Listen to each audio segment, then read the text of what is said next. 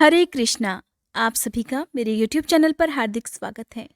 आज की वीडियो में मैं आपको बताने वाली हूँ पौष पुत्रदा एकादशी व्रत के पारण की विधि के बारे में।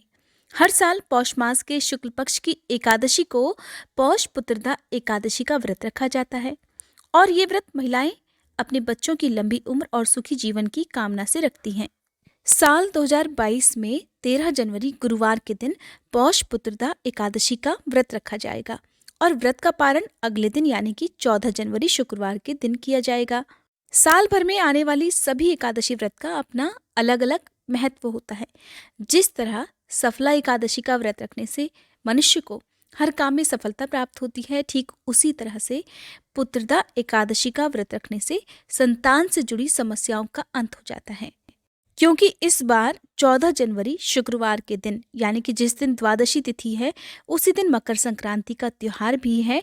ऐसे में जो भक्त एकादशी का व्रत रखते हैं, अगर मकर संक्रांति का भी व्रत रखना चाहते हैं तो उन्हें पारण कब और कैसे करना चाहिए, पारण करते समय क्या ग्रहण करना चाहिए, पारण के दिन पूजा विधि क्या होती है और किन किन चीज़ों का दान आज के दिन आप कर सकते हैं, ये सब बातें बताने से पहले मैं आपको बता देती हूँ एकादशी की तिथि और शुभ मुहूर्त के बारे में। साल 2022 में 13 जनवरी गुरुवार के दिन पौष पुत्रदा एकादशी है और इसी दिन व्रत भी रखा जाएगा।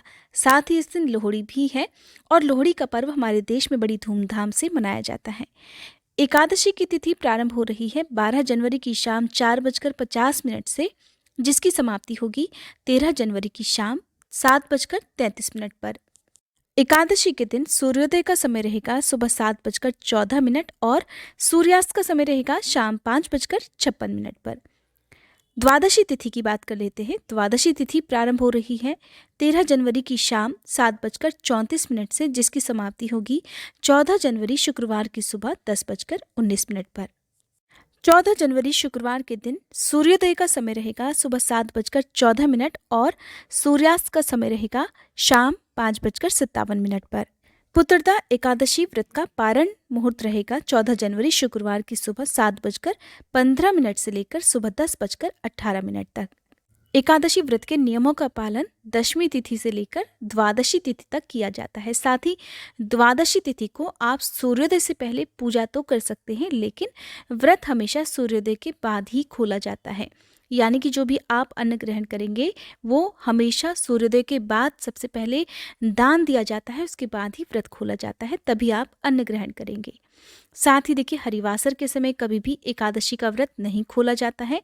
मैं अपनी हर वीडियो में आपको लगातार बताती रहती हूँ कि कभी भी आप एकादशी का व्रत रखते हैं तो जिस तरह से एकादशी का व्रत और पूजा की जाती है उसी तरह से द्वादशी तिथि का दिन भी बहुत महत्वपूर्ण होता है, क्योंकि इसी दिन पारण किया जाता है। आपकी छोटी छोटी गलतियाँ, चाहे वो जानबूझकर की गई हो या फिर जानकारी के अभाव में की गई हो, तो उनसे व्रत का पूर्ण फल प्राप्त नहीं होता है। उल्टा ये हो सकता है कि आपको कहीं ना कहीं दुष्प्रभाव आपके जीवन में इन सब चीज़ों का दिखने लगे। तो देखिए, जानबूझकर की गई गलतियों का तो कभी प्रायश्चित नहीं होता है, लेकिन अनजाने में की गई गलतियों के लिए भगवान भी क्षमा कर देते हैं।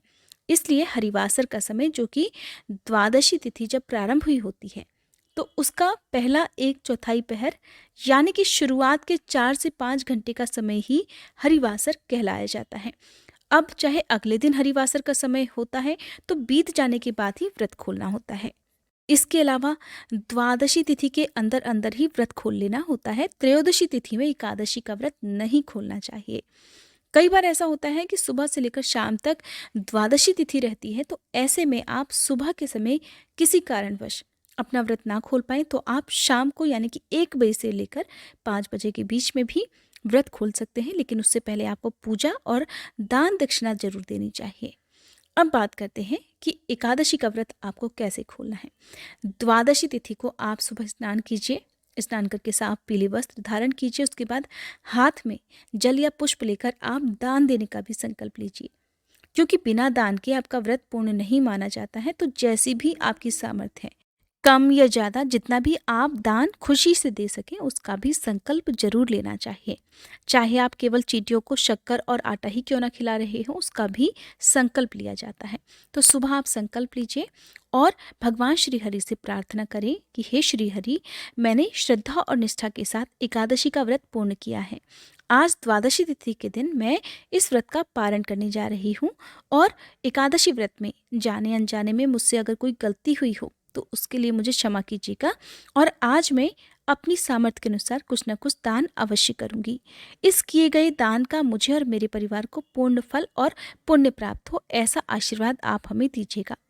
इस प्रकार संकल्प लेने के बाद आप भगवान श्री हरि की, माँ लक्ष्मी जी की, भगवान कृष्ण की पूजा करें और उन्हें भोग जरूर लगाएं। भोग में आप चाहे फल का भोग लगा सकते हैं, क्योंकि देखिए मौसमी फल कोई सा भी हो, आप उनका भोग हमेशा हर एकादशी व्रत में भगवान को लगा सकते हैं। कई बार ऐसा होता है कि आपको फल ना मिल पाए, आप ऐसी जगह पर रहते हो कि जहाँ पर आपको रोज़ फल ना मिल पाते हो, नहीं ले पाए हो आप, तो आप केवल गंगा जल या सादा जल और तुलसी दल भी भगवान को अर्पित कर सकते हैं। इस मौसम में क्योंकि गन्ने और बेर भी मिलते हैं, आंवले भी मिलते हैं, तो आप इनका भोग भी भगवान को लगा सकते हैं। अब बात आती है दान में क्या दें। देखिए, दान तो दान होता है, आपकी सामर्थ्य है, आप चाहे रुपए पैसों का, अनाज का, अन्न वस्त्र, जिसका भी आप दान करना चाहें उसका आप दान कर सकते हैं। द्वादशी तिथि है तो आप चावल का दान भी आज के दिन कर सकते हैं। फिर आप दान में जो भी सामग्री देना चाहते हैं उसे आप पूजा करते समय अपने मंदिर में जरूर रखें, भगवान श्री हरि के चरणों में रखें और फिर आप द्वादशी तिथि के दिन ही दान भी दे दें। देखिए, दान में दी जाने वाली सामग्री अगर आपने अलग से उठा कर रखी है तो उसे बहुत ज़्यादा दिनों तक अपने घर पर नहीं रखना चाहिए। उसे समय मिलते ही या जब भी आपके लिए संभव हो उसका दान अवश्य कर देना चाहिए। एकादशी व्रत का पारण आप शुद्ध सात्विक भोजन के साथ भी कर सकते हैं। जो भी भोजन आप बनाते हैं उसमें लहसुन प्याज का प्रयोग ना करें। किसी प्रकार का तामसिक भोजन नहीं होना चाहिए, उसका भोग आप पहले भगवान को लगाएं और वही अन्न भोजन आप ग्रहण करके अपना व्रत खोल सकते हैं। अगर आपने मकर संक्रांति का भी उपवास रखना है तो आप सुबह की पूजा करें, द्वादशी तिथि की संपूर्ण पूजा करें, भगवान के मंत्रों का जाप करें, धूप दीपक तिलक लगाकर दान में दी जाने वाली सामग्री को रखें और फिर आप मकर संक्रांति के व्रत का भी संकल्प लें। मकर संक्रांति की व्रत कथा आप सुबह चाहे सुबह सुन लें, शाम को चाहे तो शाम को सुन सकते हैं, क्योंकि इस दिन खिचड़ी का दान किया जाता है। खिचड़ी प्रसाद में खाई जाती है, तिल और गुड़ से बने लड्डू का भोग लगाया जाता है। तो ये भी आप भगवान को सुबह द्वादशी तिथि की पूजा करते समय अर्पित कर सकते हैं।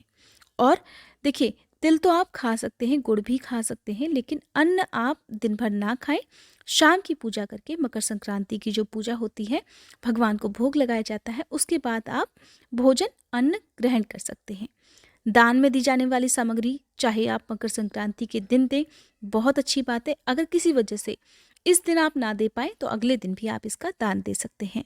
मकर संक्रांति में सुबह ब्रह्म मुहूर्त में उठकर पवित्र नदियों में स्नान किया जाता है। ऐसा संभव ना हो तो घर पे ही गंगा जल मिलाकर काले तिल उसमें थोड़े से डाल लीजिए और उसके बाद आप स्नान कीजिए। हर हर गंगे नमामि गंगे, इस मंत्र का जाप करते हुए आप स्नान करें। पूजा करते समय अपने सभी आराध्य देवी देवताओं का, अपने कुल देवी देवताओं का ध्यान करें।